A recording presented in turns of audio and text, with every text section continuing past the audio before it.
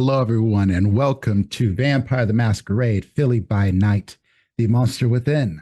I am your storyteller, Prince, aka dimplesndice, as I'm known around the internet. I am he, him, and I am here to bring you a vampire story. Now, before we get rolling, we are going to be without C and Ben tonight, but if you were here for last episode, you know we can cause plenty of chaos with Fair and Zoe playing Delaney and Crux because they already got into some shit. Yeah, and I already started cussing, so you already know what this is about to be tonight. So let's establish a little bit before we get rolling. As always, we have our content warnings. If you hit exclamation VCW in our chat, it should bring up the current content warnings. They're the same as always: body horror, gore, violence, manipulation, coercion, mature language, as we've already established, mind control, psychological and existential horror, and sexual themes, just generally related to feeding, but it might be related to flirting or fucking, depending on what this coterie decides to do in the near future. Episode specific ones we have for tonight are cults and vampire religion that may have some crossover with real world religion, but it's not the same. We're not getting into all of that. So with that said, let's establish some of what we went through last week. I'm not going to do a long recap, but Crux agreed to a very bad deal for some bad blood for Crux. There was some flirting with several members of the Anarch and Camarilla. There was a very public fight between Giselle and Calliope that is absolutely not going to have any consequences whatsoever. So don't worry about it. We forget about it. As a matter of fact, nothing happened. It's fine, right? It's fine. And then there was Giselle dealing with the negotiation of some contracts on behalf of Albright Bridgeforth and Sons company with her father, Arnold, and her sister, Carmen Pugh, who wanted to have exclusive representational rights to Albright's company in order for them to go back to the deal, which is something that Giselle, I imagine, will have to deal with, along with breaking someone's heart and have to be stuck with them. So, oh yeah, we also learned about a little bit about Vampire Church, and I think that's a great place for us to start tonight.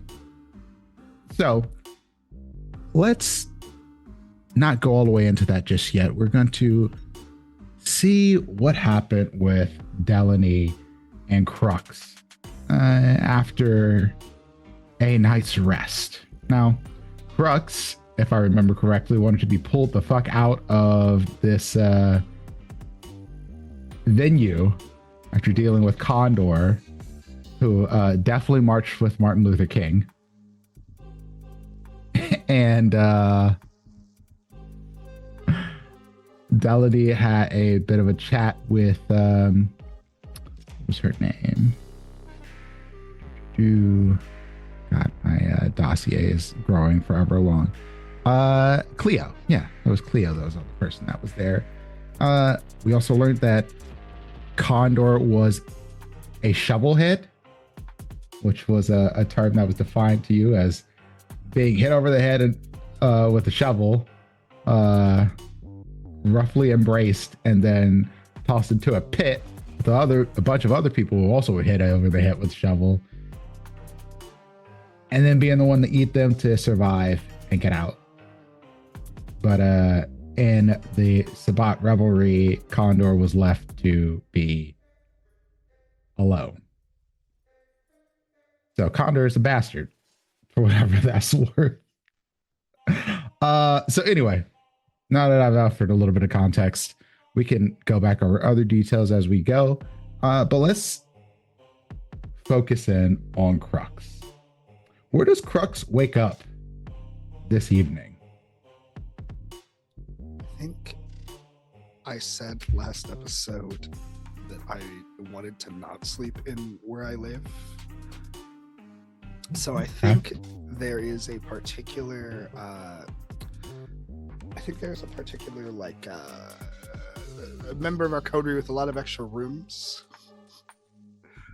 So I think like Crux shows over there to kind of scope out the place, sees that there is likely an extra room, whether it be what is our lad's name? Whether it be Cal's old room or like an extra one, doesn't matter. Crux just kind of wakes up there, I think, regardless of like if Adonis and company is there. Cool. I am fairly certain Adonis did go home. Yes. So you do have a place to stay, but you do also wake up with bugs crawling over you and perhaps a possum looking at your toes. Crux like jerks, and then sees probably the possum, like, and is like analyzing this possum, like, what the fuck? And this possum is looking at you like, what you doing in my crib, fam? What you doing in my friend's crib? And like looks, giving a look like, I belong here. You don't belong here. And I think Crux just kind of like shimmies off the bed and is like giving a stink eye to this possum. And it's gonna like look, assuming it's nighttime because we wake up. It's like, yeah. I guess it's time to wake up. This possum is just eating bugs around you. Okay, no, I'm seeing the vision now. All right. I'm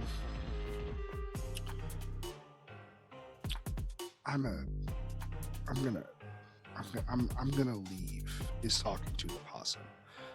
You have fun. Freaky I guess you're a pet now, a friend. Can you speak? Are you a vampire possum? Possum does not speak, but it does stand up on his hind legs, holding the bug, just eating the centipede and just staring at you. Just one hand just... Okay, yeah, no, that answers way more questions than I would like it to. I'll catch you next time I'm here. And Crutch kind of puts a fist down to like fist bump the possum, sees if possum just... All right, guess we ain't that cool yet. And it's just like backing out, opens the door, closes the door, leaves it cracked. Doesn't know if the possum can open a door or not, but it's gonna lean more on the safe side. You leave it cracked? Yeah, I leave it cracked for the possum, like the door to this room.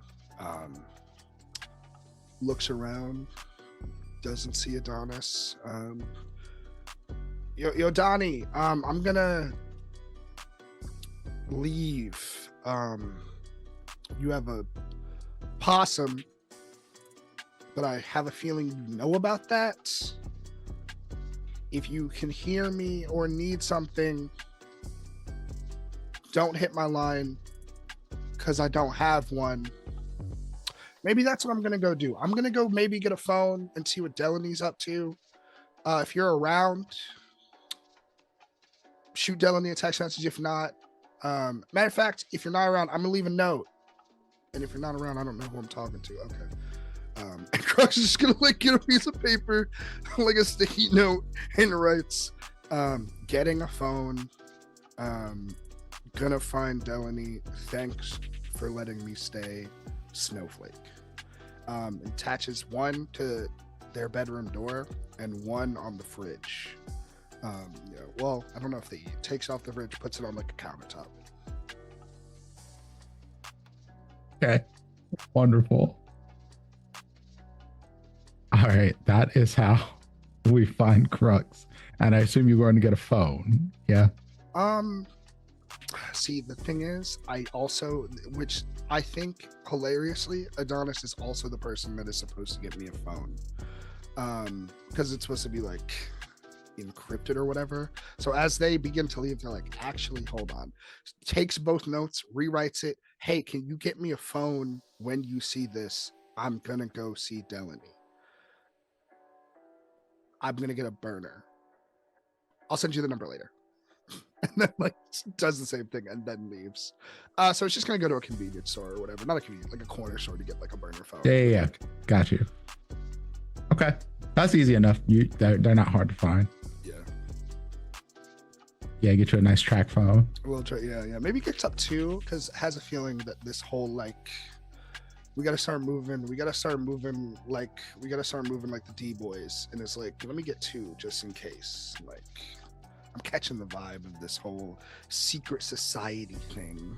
2 phones. I love this. Individual minutes. And a triple XL white tee. And a triple XL. You see the vision. Yeah. Excellent. I love this so much. With that, we're gonna bounce over to Delaney.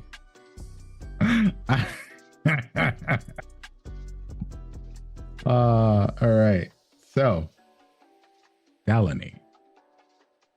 Where does Delaney awaken this evening? Delaney is at her apartment. Her yet to be gentrified apartment.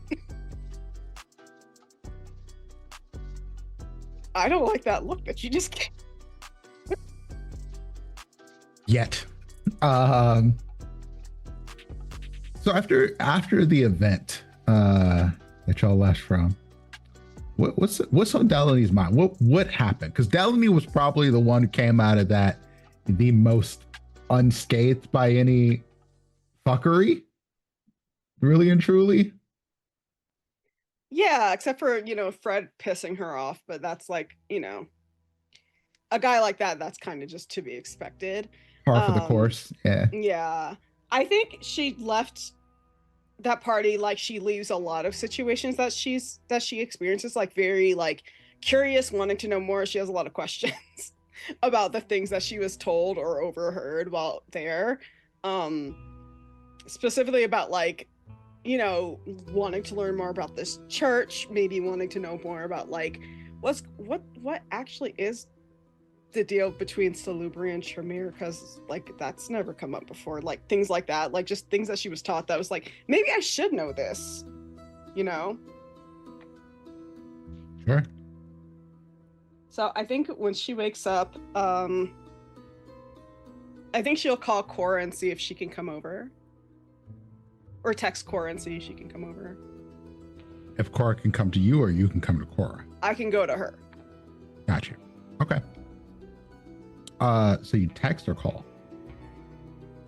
I'll call. Okay. So you call, and she picks up on first ring. Mm-hmm. Hi, Delaney. Hi. Did you enjoy the rest of the party last night? I didn't get to say goodbye.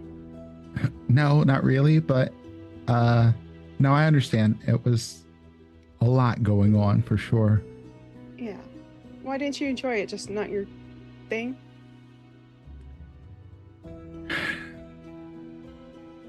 Yeah, I mean, they're a little rambunctious for me. I understand that. It was a lot, and I mean, just a lot of different energies, I think. I did hear some things though, and I was hoping to come talk to you about them. Oh, of course. That's fine. Are you free right now, or? I have a class, but in about an hour and a half, I'll be free. Okay. Where should I meet you? Well, my house is not too far from Penn campus. We can just meet at my house. Okay. Yeah, I'll see you there. Sounds good. Okay. I can't wait. I can't wait as well. It'd be so nice to see you. Even though we just saw each other the other day. I know, but it's still very nice. Okay. Okay. All right. Bye, Mom.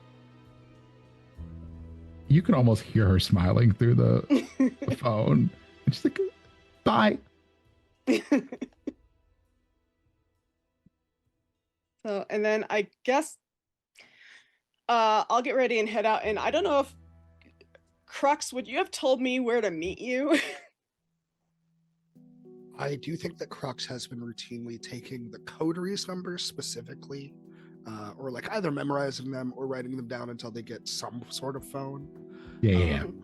And like, we'll text you and be like, hey, I don't have anything to do, and the other two seem kind of MIA.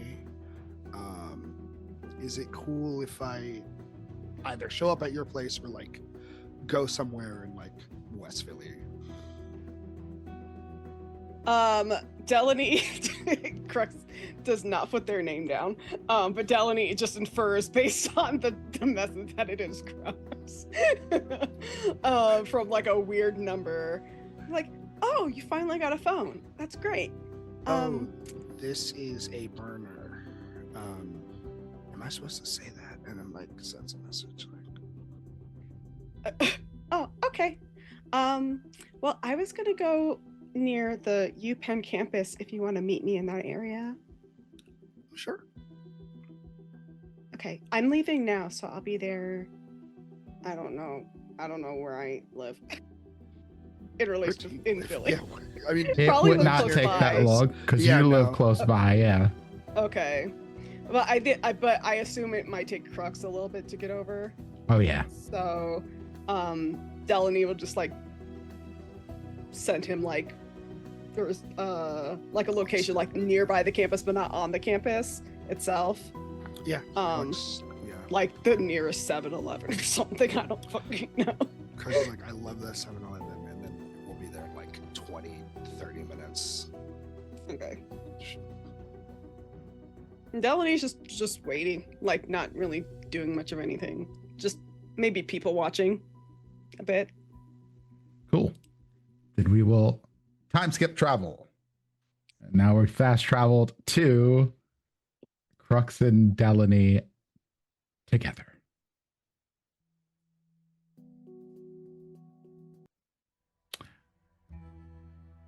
So you said that Donnie and Cal weren't around?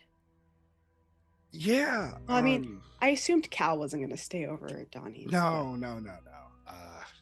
They kind of seemed like they want to be left alone a little bit after. Did you like? You heard them fighting, right?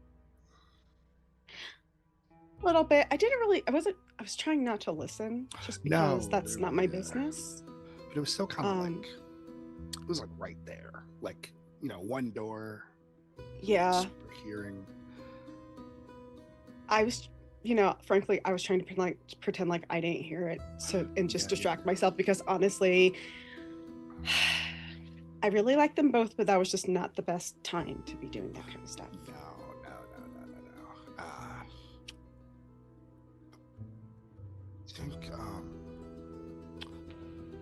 Do you think people could like use that as leverage? Maybe. Them fighting with each other? Yeah. Like to pull us up harder. Well, we're already kind of to like, cause friction or get what they want. We're already like at the front of the chopping block for the fucking, we're already being black. We're already being, trying to be silenced. I think that anyone who overheard that bickering and has even a modicum of knowledge about the relationship between Cal and Donnie probably wouldn't do anything to use that, because, I mean, if they keep acting that way, they're going to do the pulling apart for whoever would want that. Yeah, every good crack needs a little pressure. I don't think anybody needs to put that pressure, though, because Yeah, I think agree. they're already doing that themselves. Yeah, no, I'm with you. You think that could affect us? Well, Yeah, most likely. our group falls apart. Does that put us on the chopping block? Again? Well, I'm always on the chopping block. but like more so than usual? I don't know, but I don't think it's a bad idea to operate on the assumption that we would be. Yeah, all right. Okay. That's fine. We're like walking and talking while we're having this conversation. Like I'm going towards Cora's place. Yeah, Crux is explicitly like being not vague, but it's like using normal language. Yeah. I'm learning as we go what to say. And we sound like we're talking about a group project. A group, yeah, literally. It's like, all right, that's okay. Or some friends who have some relationship drama. No, literally. Well, we do both. All of the above. Okay. So you arrive at Cora's house. It is it's kind of like a brownstone, but not like quite New York style. And when you get there, knock on the door. She opens up the door, and the first thing you smell is like dirt and greenery and books. And it's all like mixed together. It just smells like my apartment. It's very humid. That's the other thing you notice that it does in here. Very humid. Which is probably not great for the book smell, but also why the book smell permeates through the house too. And she goes, "Oh, hello, Delaney. And your coterie mate. That Crux, was it? I'm sorry. I should have said that Crux is gonna come too. I hope that's okay. Oh no, it's no problem. Please come in." Like, I made a friend. I and place the hand out. Crux. She shakes your hand. Crux. I guess I'm just Crux now. Or Violet. Now. What name do you prefer? Yeah. Crux. Violet's the new name, if you know what I mean. Ah, got it. Oh. Yeah. I'm workshopping it. Yeah. Well, not workshopping it. I already signed the paper. Your legal name. Yes. Yeah. Trying to keep the same alliteration going, you know? Well, no, of the... Yeah. You don't have to explain. It's fine. No, right? yeah, no, I figured you'd get it. But yeah, Crux is my name. Please come in. She takes you to a kitchen table, and she kind of moves books over to the side so y'all have space on the chairs. She doesn't move them off the table. She just kind of scooches so there's a third of the table where y'all can sit down. And she goes, so we can see each other. Are either of you hungry? I hunted earlier, but well, I don't know if it's the kind of things that you may like to eat. I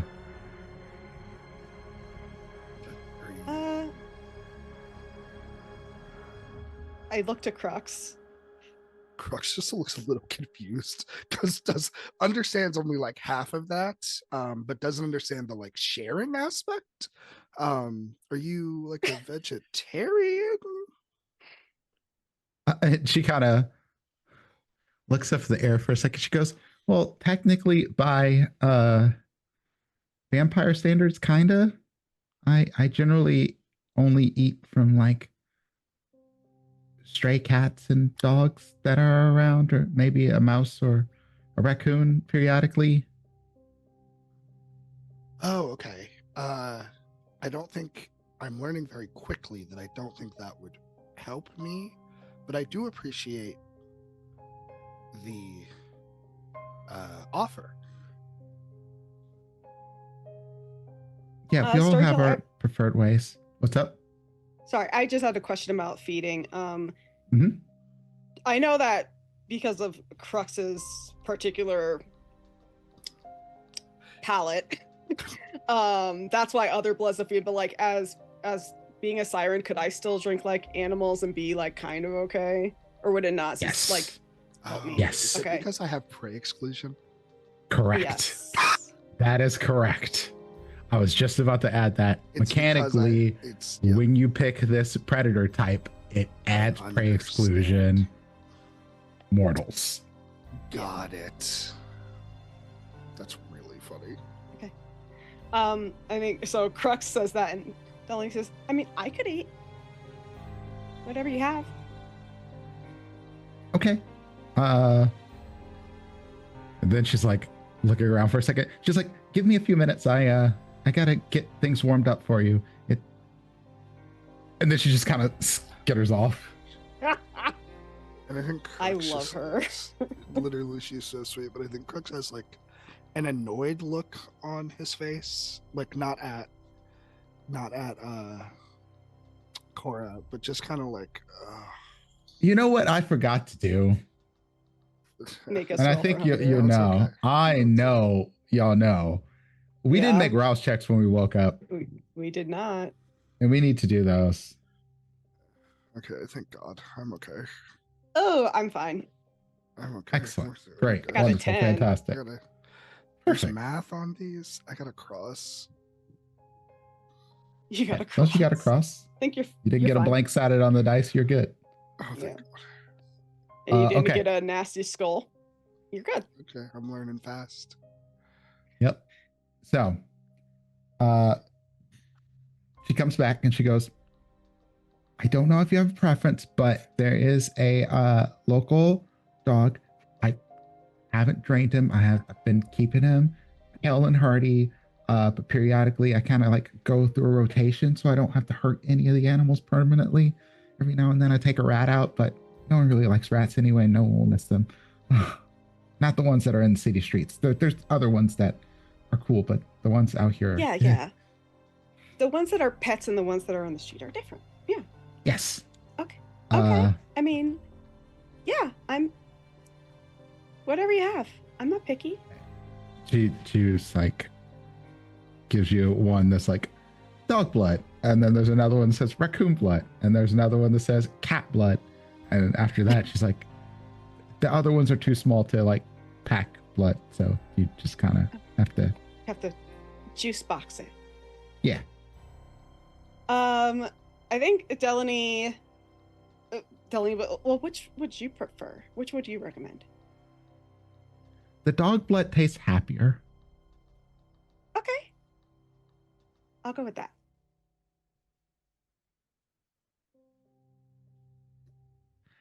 And one pack by itself is not quite enough to sate one hunger for you. You need at least two. Oh, okay. Because it's animal blood. Okay. Can I also have the raccoon? Oh, yes, of course. Okay, thank you. I can replace it if you need me to. That's fine. I can figure it out. It's not a big deal. What was it that you wanted to ask me? Did you have questions as well, Crux? No, I could probably ask questions, but I don't have any specifically for you. You should probably ask questions. Okay. Do I go first? Do you go first? I have a feeling yours is probably more important. I mean, I guess that's subjective, but I would like to go first, if that's okay. So, Mom, last night when we were at the party, I spoke to this one anarch, Ryu, who mentioned there's like a church. Are there like church vampire religions? Oh yes. There's several. There are cults and religions and all kinds of stuff. Oh, okay. Well, he mentioned the Church of Cain. Do you know anything about that? Church of Cain. She goes flipping through some of the books she has on the table. She's like, I was just looking up these things because I figured that you might have questions at some point, and I just wanted to prepare it. And she's like, takes a book out and she flips through it, and she's like, no, that's not the one that wrote notes in. And then she goes flipping to another book. She's like, no, but that one's close. And she flips to another. She's like, yes, this one here. Okay. So Church of Cain.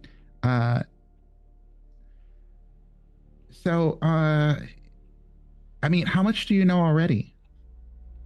Before I Um, just go off on a whole tangent and spiel. well, he didn't really tell me much. He just said that it's a church that people believe that Cain was the first vampire. That's why he was like when he was cursed by God, he became the first vampire. Um, Yeah, and he's also said there's a church in town and invited me to visit, but I just wanted to know more just about like their culture and stuff, so I'm not disrespectful or anything if I choose to go. Just to see. I just want to experience it. she does look a little freaked out when you say that you plan to go. Like it kind of shows on her face, but she goes, Did I say "Okay, something okay, wrong? no, no, no, no, no, no, no. It's not that there's anything wrong. It's just I'm trying not to be too judgmental, but the church folks tend to be a little what's the right word? Fanatical. Culty. Okay. Uh I don't know all the details, so just bear with what I know. What you have, the essential high level view, Cain being the god for all intents and purposes here is seen as the, and she kind of looks around the room. She goes, I'm not supposed to talk about this like ever. The Camarilla hates it, but for you and please Crux, don't, outside of here, you did not hear this from me. Um, the Church of Cain believes that once you've been embraced, it is almost like a baptism into lineage. You are a part of the family now. That you are one of Cain's children, and that one day there'll be a final night when the antediluvians, or the uh, Cain's direct children, his chowder, will rise to try to consume their descendants. Now, this could be literal, or more of like a spiritual thing that they mean, but what I've seen in my time since being embraced is that elders have disappeared. Those of the ninth generation and older have just left. Uh, Part of the reason why we have a new prince here. They don't talk about it, and you didn't hear it from me once again. But Yes. yeah, Okay. and they have different congregations, usually led by some, I mean, not that different than human religion, but someone charismatic, usually very boisterous and able to speak words and get people to really dig in and listen. Um, but I've also heard they have some rituals that maybe involve things that could harm people or kindred themselves. I don't know. But they have a tendency to be everywhere these days. Though the Camarilla doesn't really talk about it. We don't have the same kind of Camarilla leadership that we used to have. And it seems like Prince DeVro is a little bit more open to the idea of people having their own religious views or what have you. So Okay. they eat each other. I don't know that. That's Yeah. Where did you get that from? You said they. You said they intake each other, and the higher ups disappear, and they have rituals. well, the higher ups disappearing, the elders disappearing is not necessarily related Yeah. to the Church of Cain, but they It's do all believe elders. that that's part of Cain coming back.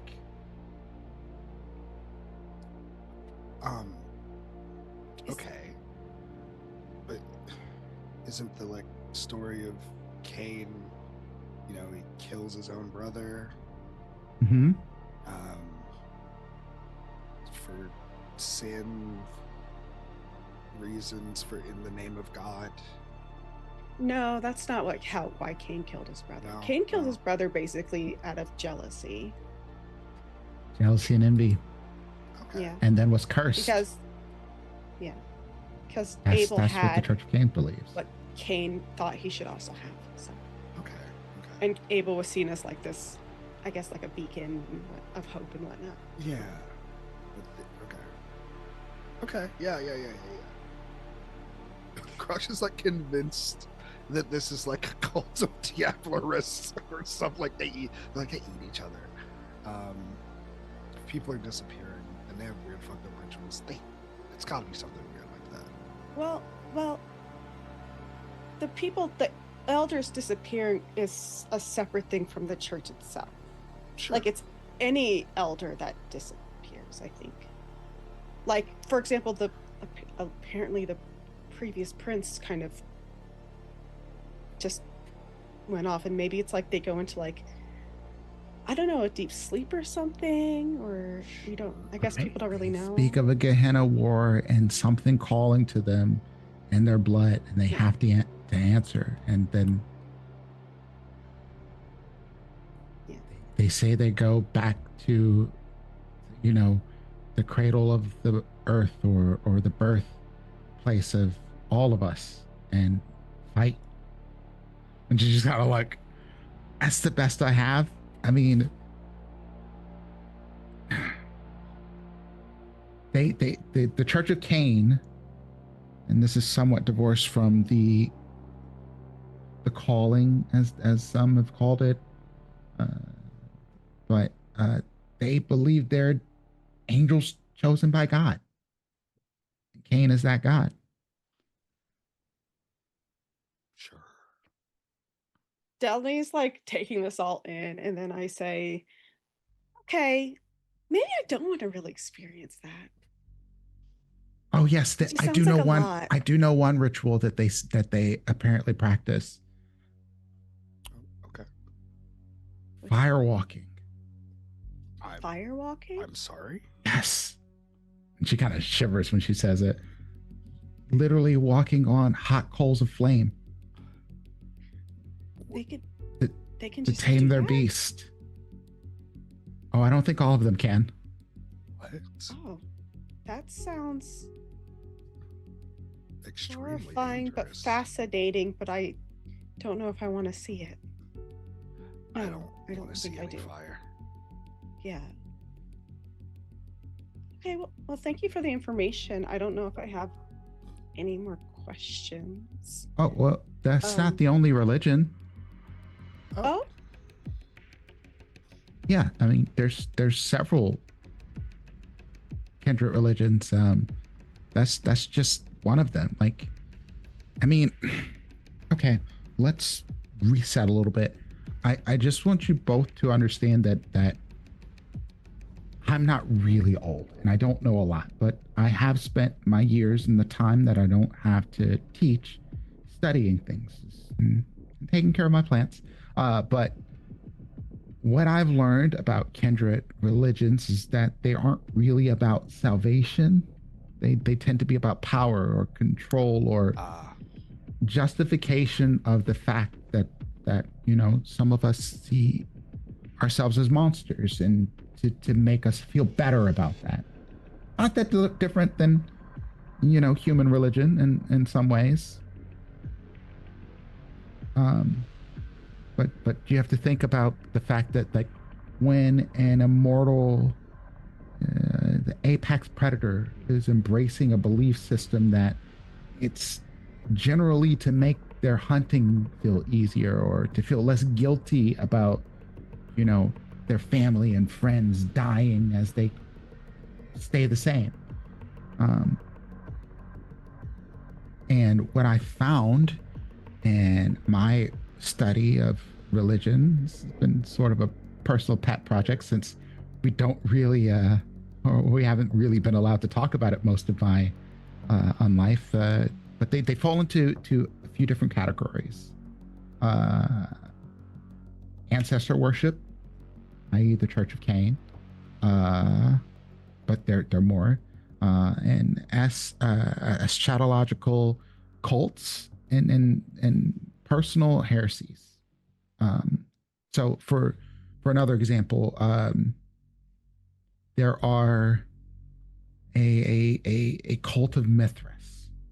I say a cult because they are generally Ventru, and they're built around Mithras, who was formerly a prince, and oh boy, she goes flipping through her notes again. Uh, London, London. He was a Ventru Methuselah, fourth generation, just Cain's Chowder's child or what have you. And they are very strict and rigid and all about discipline and hierarchy. Who is the oldest and the most purest of blood, that sort of thing. But they think that through this they can find enlightenment through controlling things and making sure that they are in charge of how things tick. There is. I want to make sure that I'm explaining to you that I'm painting these things with a very white brush, and I could absolutely be wrong. This is just what I found. There's another cult or church of Set. They believe in the god Set. Also, the Egyptian god. Yeah. Yes, but not quite the same as been taught in history. From my understanding, they believe that Set is a great liberator, one that can free them from all rules and strictness and in the name of this god, and they are generally chaotic, in my understanding, and manipulative, and most of the other kindred believe that they are something of a cancer on our society, because they are an anathema to order. There is the children of the angel, and she kind of chuckles at this one. Do you know the angel Michael? They believe that Yes. that he is perfect, and that through becoming part of Michael's group cult, be embracing him as their god, that they can become perfect as well, and they cultivate, and I say that in air quotes, their perfection through beauty and pleasure and hedonism, to what they believe to be something of an ascension. They tend to be Toreador, if that makes any sense. That part does make sense. I guess the Michael part doesn't really make sense, because I feel like, for mortal mythologies, there are other religious figures that would fit better, like Dionysus or something. Yeah. I thought about that, and I did a little research into it. It ultimately comes down to the belief that Kindred actually believed that Michael was real and Dionysus was not. Oh. They feel like they can trace their lineages back to Michael at some point. That Michael was one of us.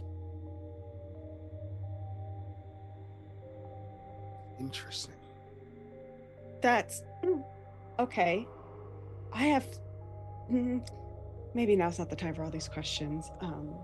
I probably don't have the answers, but I'm doing my best. I probably don't either. It's like rhetorical, but it's kind of just like, okay, so if the Church of Cain, if in the story, Cain was cursed, right, by God to be a vampire, Michael's also then cursed? Well, the Church of Cain doesn't necessarily believe it's a curse. Okay. Okay. They believe there's a gift. Okay. But then there is the Bahari. And she kind of straightens her back a little bit and flat tones this. She goes, again, I'm trying to be very fair, but they are a dangerous and vengeance driven cult who believe in the supremacy of Lilith over Cain. They actively seek the destruction of kindred patriarchal society and are somewhat notorious for their rites that involve grief, access, and generally pain. I have heard of torture rituals that they do to prove that they are beyond what a mortal is, or to feel the same pain that Lilith did.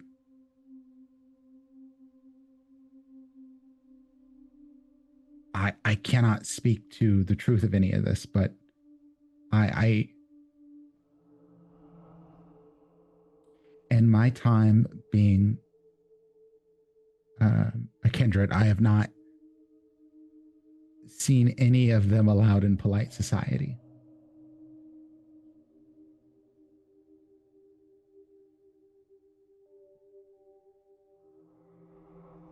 And she goes, moving on. Ooh, oh, please. Okay. Oh, so not allowed in polite society, even though Prince Devro is a little bit more open to the idea of religions? I don't know what would happen if someone from the Children of Lilith were to approach her, because while she is more accepting, I don't know if she would be very accepting of their rituals without further understanding. And to be completely fair, I am not entirely familiar with their rituals, only things that I've heard second and third hand.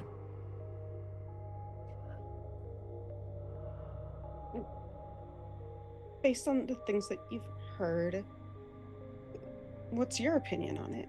Because I don't mean to call you up, but I did notice you kind of got a little bit more staid when you brought it up.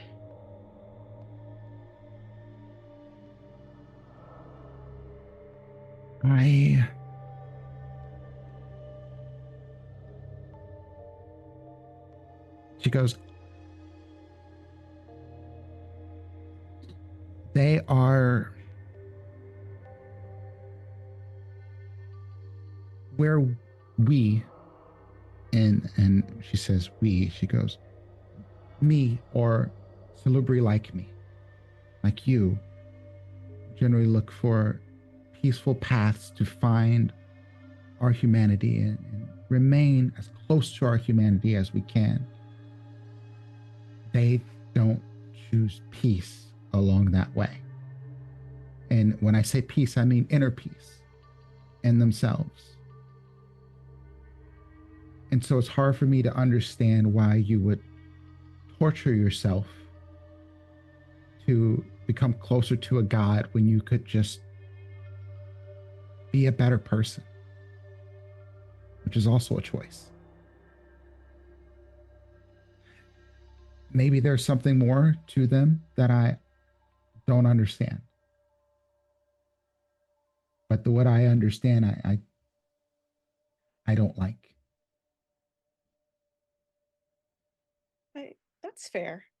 I was just curious because, again, you seemed a little less enthusiastic about them. And not to say that you were enthusiastic about the other ones, but just like your demeanor changed. You would be correct. And I'm sorry. I'm not trying to create a bias for you or you, Crux. I don't believe in suffering for the sake of transcending suffering and making yourself suffer to get there.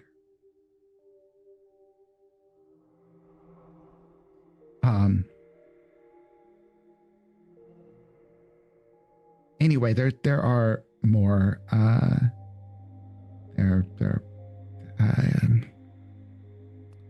Duskborn sort of cults, the Ashfinders.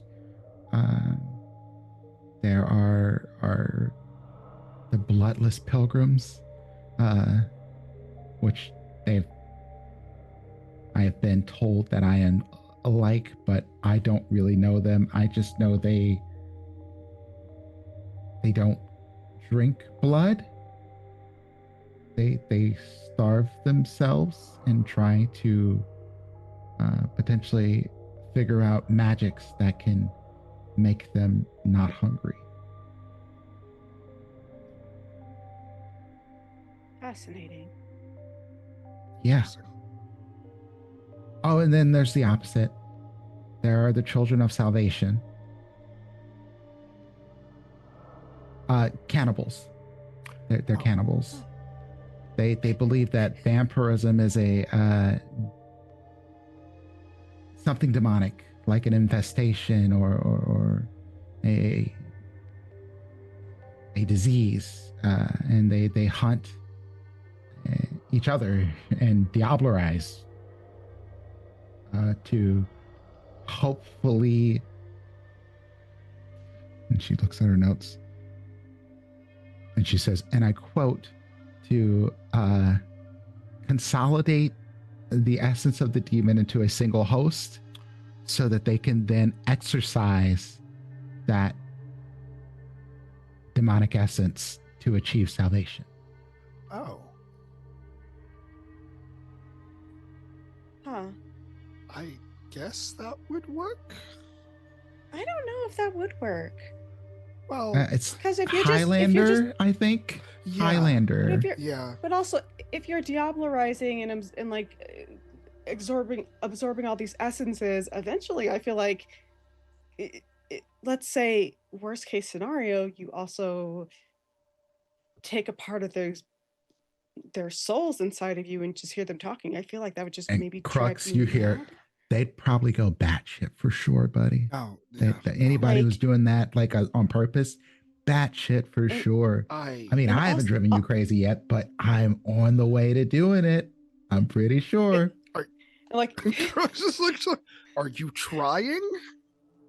As this is happening across his head, like I feel like Delaney's saying like the same thing at the same time. Like it would just drive them mad, I think. Like because that would just be like too many voices in your head telling you what to do, how to think.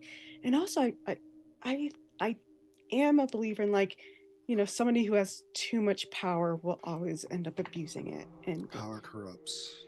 Yeah, one is enough. One voice in your head is enough. It gives me a look when you say that. It's like such a specific thing. Huh. Okay, that's an odd comment, but okay. Anyway, they're all different in their beliefs, and I mean,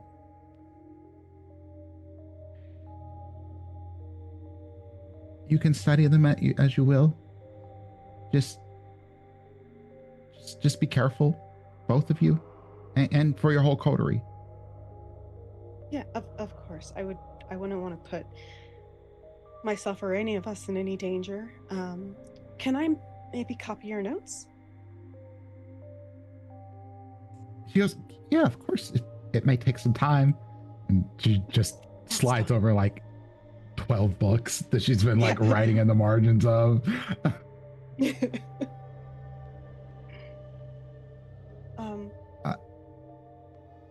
Yes? Well, also, Crux, did you have a question? Oh, I mean, that was a lot. But I did have a question for you, Delaney, that I guess, Cora, you can also answer.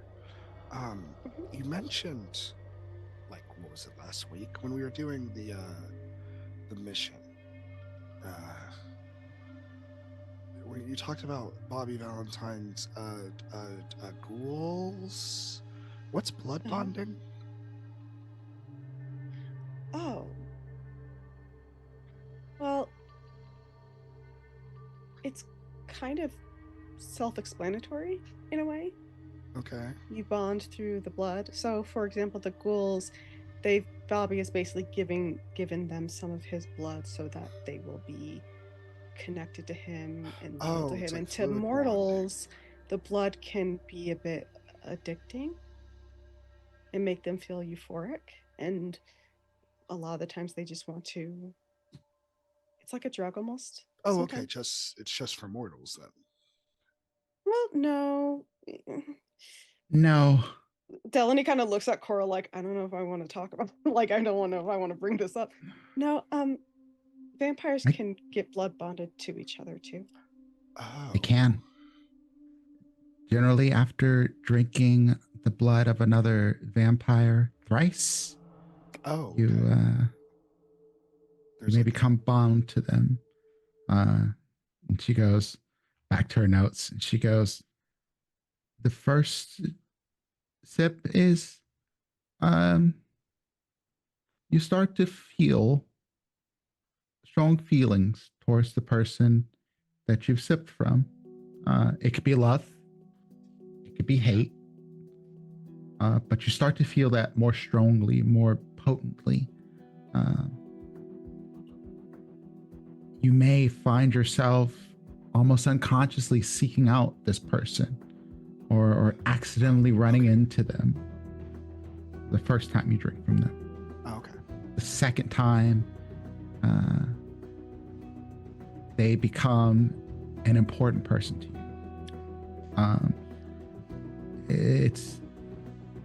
Do you remember what it was like to have a crush on someone? Does she stop? She's like, of course you do. You were just recently, but you want to go out of your way to seek their attention or to please them in some way. It also becomes more difficult for you to do anything to harm them, even if you want it to. And if they ask you of something, you almost certainly want to do it. It is hard to resist them asking you. But at this point, you still retain your free will. Okay. But after the third drink, well, it is as if Cupid shot you with the arrow right into one of your cheeks. They are the most important person in the world to you. Their happiness, their pleasure becomes your priority over all else. Becomes an obsession almost. Okay. I wouldn't even say almost. It is. If they have the power to dominate you, they have to speak but a word, and you will do it. Okay. And should you want to harm them, oh please. I was just gonna say it's one of the reasons why vampires don't really like sharing blood. Yes. Okay. Yeah. Now I'm catching the vibe. So Yes. that's step one. Strong feeling. How strong is it? Would I know? I don't think you would. I don't know. I haven't experienced it myself. But based on what writings that I've come across, you don't necessarily know how strongly you feel about this person, but the people around you would notice. Okay. I think Crooks kind of looks to Delaney. Okay, yeah. Why are you looking at me? Do I look Armenian? What's their Armenian snowflake? Do you catch any vibe between us? Not really, but also you did make them your second in command so fast, so maybe that was a sign. Oh my god. Did you feed from? Oh, I was there, wasn't I? think you guys above came table. Was in. I there? It was when we split. Okay. I So wasn't sure. like, we fed and you guys did whatever you did, and then you came in Yeah. like after. Okay. So, did you make them like your second in command before or after that happened?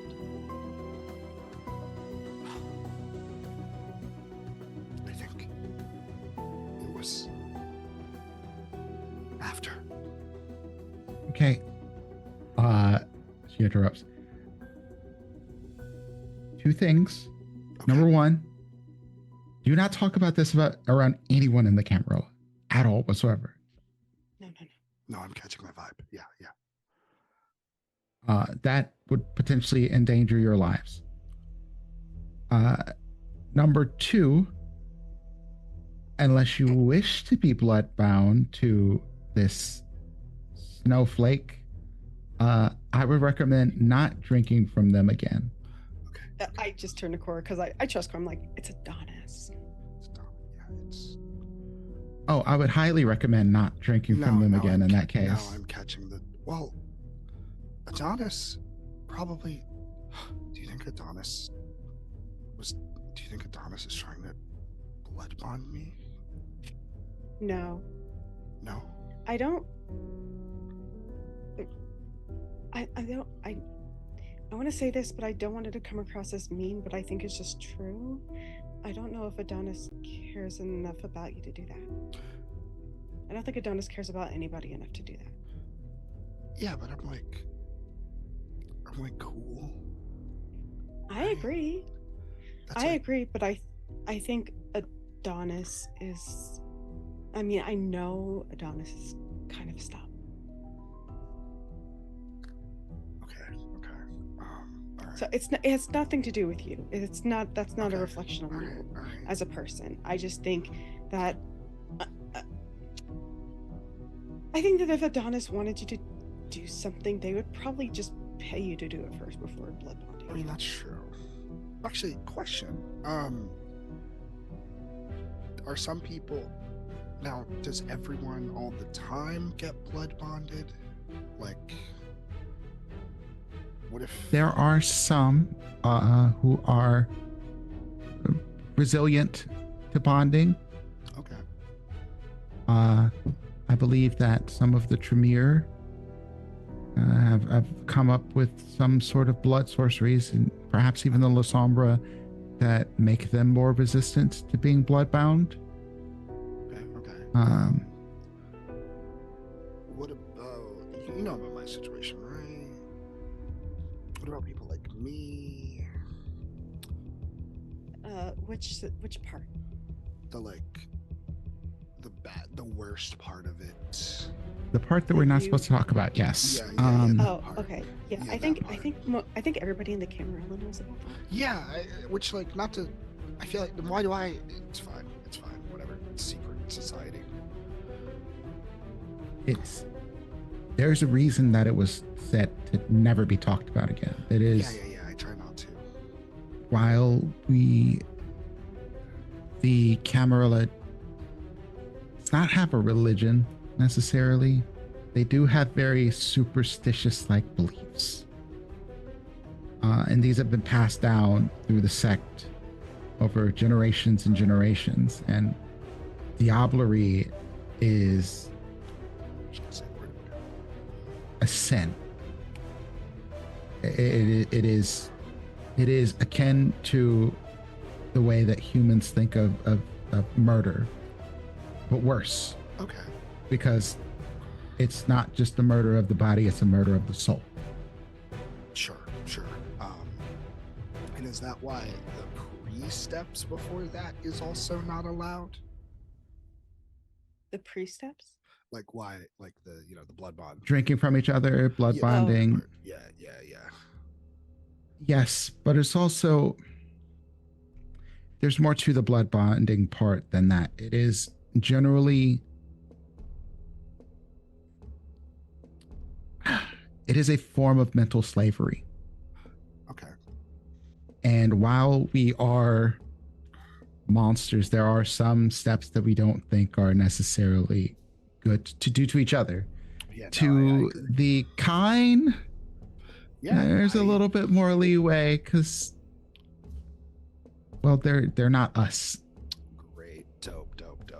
Catching And the vibe. unfortunately, there are some who think that keeping kind around for years and years and years as ghouls is the best way to care for one of them. Sure. But should they ever have their regent, their Domitor die, then they will die instantly because they're no longer bonded to them and they don't have a source of blood.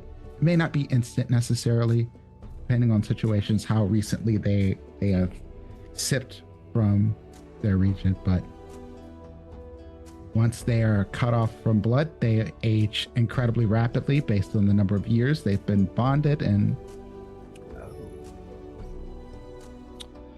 wow, this is a lot. I guess maybe it's because I'm still new, so I still think like a human, maybe. But it just seems like I've heard similar justifications in my history class. Learning about slavery.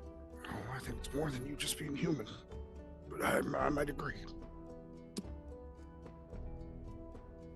Important question: is Cora black? Cora's No. Peruvian. Oh, Mhm. Okay, then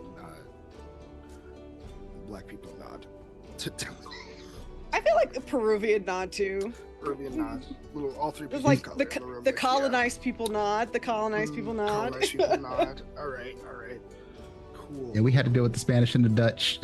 Peruvians, yeah. Cool. Okay, holding on to that. Yeah, no, that's kind of my most important question. So the biggest concern is like the mental slavery. Oh, not to everyone, just Oh, to some. Most people. you know, there's on like a tier list. It's like Particularly doing it to another kindred is considered a very vile act because there's so much power within one of us and so much potential knowledge that is some of this is my feelings, but that are being taken from them. Their agency is being taken from them. And while your sire may have some sort of bond with you and some sort of limited control over you, they can't take away your free will. And a blood bond does that. Now, there are some who willingly go into blood bonds with each other. Why? Maybe a form of commitment. Oh, like Marriage. Like marriage? This has happened in relatively recent years between one of the Toreador and one of the Banu Hakim. As a part of becoming part of the Camarilla, they blood bound to each other and married. Oh, okay. That is a choice. I have no judgment. Yeah, it's interesting. Some people are intense like that. Yeah. Cool. Okay, yeah. Writing this down, taking mental notes. Thank you, Cora. There have been some who say that we are soulless creatures and we cannot love anymore. And I do not subscribe to this belief system because I believe that perhaps that in time we get colder to the idea of love, as we've seen our friends and family die over years and years, and loves that we've had, meet their end. But I do also believe that because we live forever, we can love far more intensely than most anyone else can. And we can hold on to things for an incredibly long time. It's a choice. For better or Yeah. for worse. And we can have many different loves because we live a long time. And many Which I different think is hatreds. nice.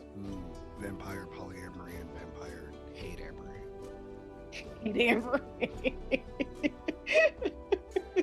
Vampire polyamory and hatery. Hateration. Hateration, yeah. The hateration and the holleration. Oh my God. This makes sense. Okay.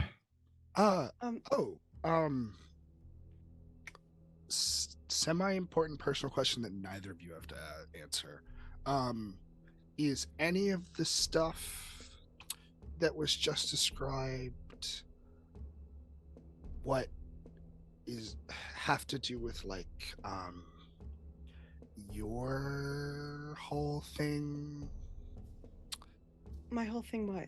Like with your grandma that we met, like the line, the lineage. Oh, you mean you think blood bonding has to do with Nia? No, like you're what am I? I'm a Bruja, right? Oh, okay. Yes. Is that connected with y'all's stuff?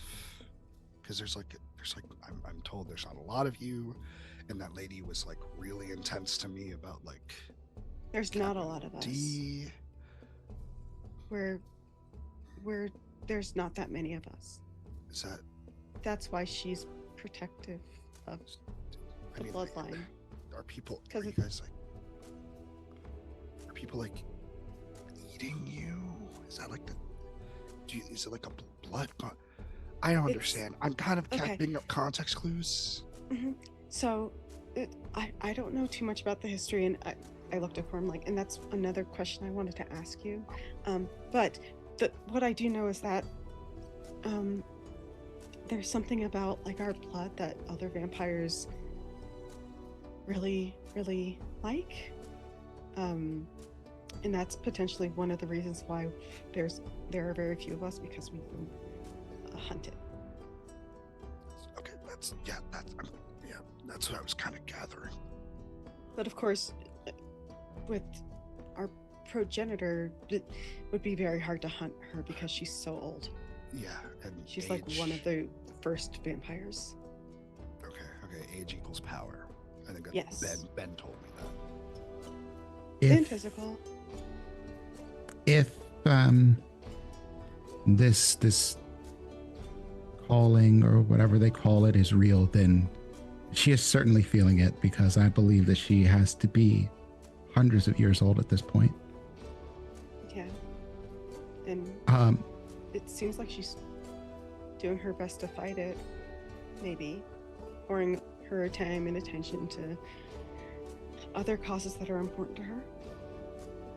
I have an idea how, but I do not know the details, and please don't press me on them because I can't tell you more. But to answer your first question about our bloodline and why there are so few of us,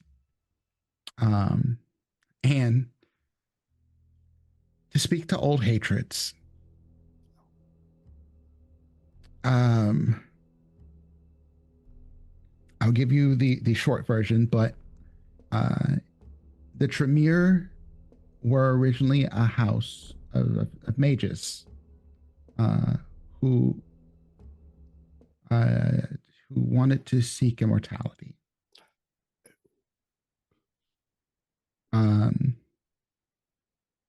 And for my understanding, one of their kind, these mages, diablerized Salud, who was the progenitor of our clan. Salud was a very peaceful magi, I suppose. He had been trying to learn how to become human again. Oh. And while I don't think that is necessarily possible there is a idea, a theory that you can walk a path called, I believe, Golconda, to return you back close to your humanity, to the point where you could walk back out in the sun again without being harmed. But going back to the Tremere part in this, that is how they became vampires. They were not originally children of Cain, if you believe that line of thought. They killed what was, by our understanding, as close to a saint as you could possibly have. And once they killed Salut, they proceeded to hunt and kill all of us. Oh. That's too bad. I'm sorry about that.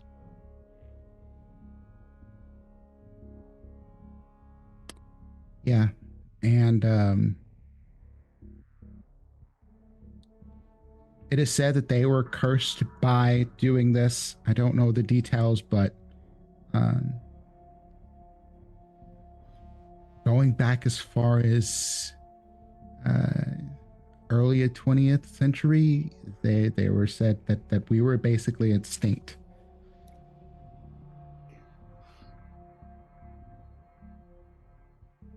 Yeah, sensing the three in a city type vibe.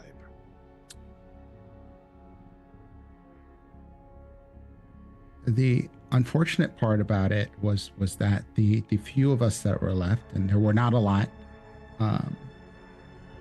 some of us were very angry, incredibly so. And those angry ones joined the Sabbat. Now, I do not know if you know much about the Sabbat, but the Sabbat are, what's the best way to put this? Is it the shovelheads? That is a thing that we've heard. I've not seen confirmation, but apparently one condor claims to have been hit with a shovel and thrown into a pit. Yeah, we met one of the last night. Yep. But the Sabbat were certainly real. Since I've been embraced in the early 2000s, they rampaged all the way from Atlanta through the East Coast before they were eventually repelled. Killing humans, breaking the masquerade, causing untold destruction. Killing each other, killing us, killing anything and everything. It would be hard for me to call them a cult or a religion because they are monsters.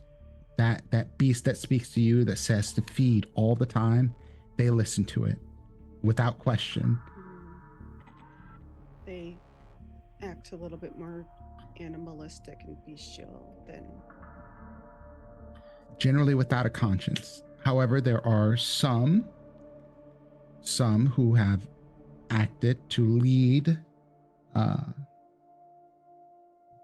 these monsters along their paths, and which is why they were able to do so much destruction during their time. But once their leaders were dispatched,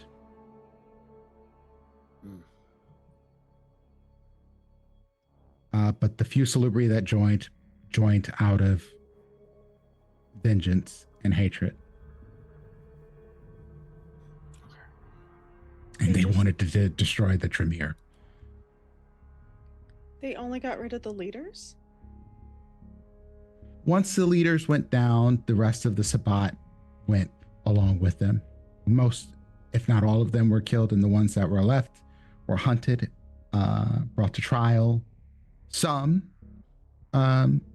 willingly tried to leave the Sabbat, though trying to leave a vicious gang of monsters is not necessarily easy. I have known some that were tortured by the Sabbat and forced to work for them. And while we can't prove that they weren't doing this under compulsion, some of the Camarilla and some of the anarchs even or believe that there is potential for redemption. The La Sombra, your clan,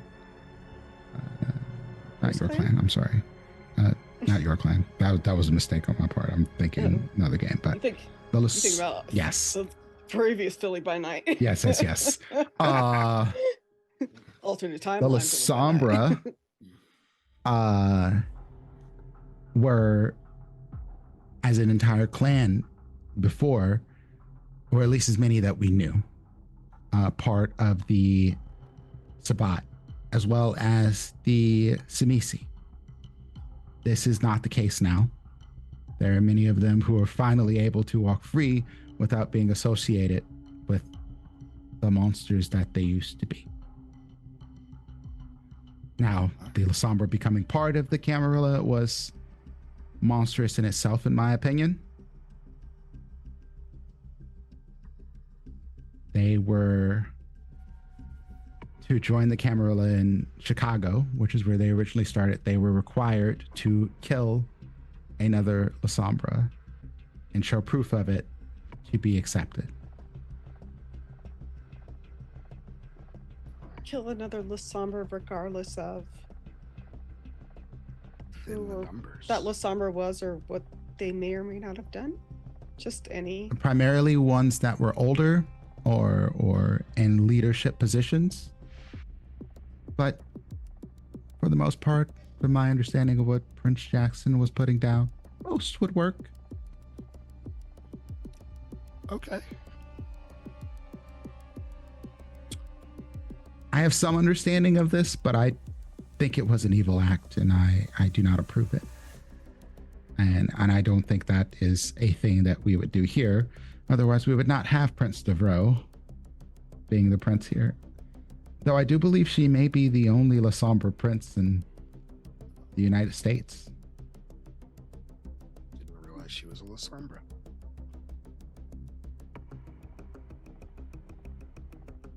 I guess I don't know what anyone is. I think for some it becomes a little obvious when you meet them, but for others, I mean, I think it just depends. A lot of people will lean into like their stereotypes of their classes or their bloodlines. Sure. Do I seem like a Bruja? Yes. Oh. Say yes and no. I think know. I think that like, you know, you're definitely like, I don't mean this in a bad way. A lot of Bruja tend to be like people who are political and like fighting for justice and things like that. And so I think in that sense that you are like a Bruja, but I don't think that you fit some of the other stereotypes, which like they're like angry, quick to anger and things like that. I think that you're very, yes. I don't think that fits who you are, or at least who I know you to be currently. Thank you. And then I did not mean that as an insult. I mean that when I read about the Bruja over the decades, yes, there is anger there, but there's righteous anger there. Yes. But the other part about the Bruja that they don't talk about is that they were warrior poets, that they were artists, that they had strong moral belief systems that were torn apart. And that is why they went from warrior poets to just warriors to fight against the atrocities that were committed upon them and the people that they wish to protect. They're protectors ultimately would use their words before they would use violence, but you know, I would say sometimes violence can be the answer and is the answer, but I think that you embody all of the parts that are I think you embody like a warrior poet Well, thank you. like vibe, because you use your words a lot more than your fists. So I think that you're like the epitome of a bruja. Well, thank you. I guess it's nice to know that I'm somewhere, go ahead. even in death. And I meant what I said to your grandma. I don't plan to let anyone hurt you, Delaney, especially just because you're of your lineage. Oh, thank you. I believed you when you said that before. You don't have to prove it to me. No, I think words have power. I think words do have power, but I also believe that actions have more power, and you've already shown me the kind of person that you are, so I trust you. Thank you. Want to hear some random rumor thing I heard before? Oh my God, always. Sure. Yeah. It's super random and it might not be true, but I like to believe it. I heard that Michael Jackson was a bruja. That'd be really interesting. I'm gonna start saying that. Like, I hate you. And with that, I think we're gonna take a short break. Give us about 10 minutes and we'll be back. Thank you all for joining us. You killed fair.